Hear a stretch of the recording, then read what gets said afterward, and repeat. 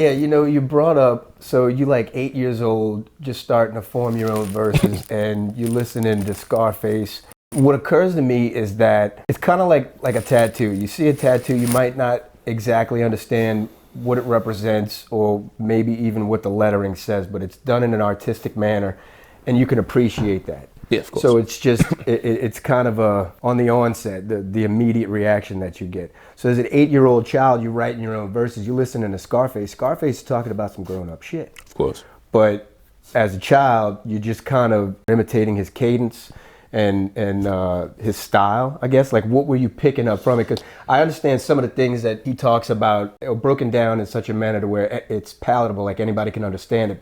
But there's also some concepts that are not for kids. Of course. So like, what were you taking from that? Do you remember? Honestly, like when I would really was just like the musicality of it, like how full it felt. You know what I mean? Because at that point, like I'm hearing words, but I'm not really. I'm 8 years old, so I'm not like a dummy, but like I'm not really hearing the It's concepts. not meant for a child, yeah. You know what I mean? As much so as like you could. For me, Busta Rhymes, like when I was hearing him, his stuff was fun. So I just wanted to rap it. I wanted to rap it more back at him and stuff like. Did you try to? Oh, of course. Give me some more. Oh, in real life? Well, no. Like. Oh yeah. So back then, try to rap as of fast course. as he did. I was rapping like "Give Me Some More" is like one of the first songs that I could honestly remember like trying to memorize. Yeah, you know there's still people, full-grown adults, like challenging themselves. Oh, of course. Them joints is straight dope. So somebody like Scarface, it was just really the musicality and just like honestly, it was just felt like the soundtrack to ride to with my brother. Yeah. It just felt like the right music to be playing in that long ass car with my brother, figuring out his life and what was going on. It was just kind of like the soundtrack to it. It's a cruiser. It's not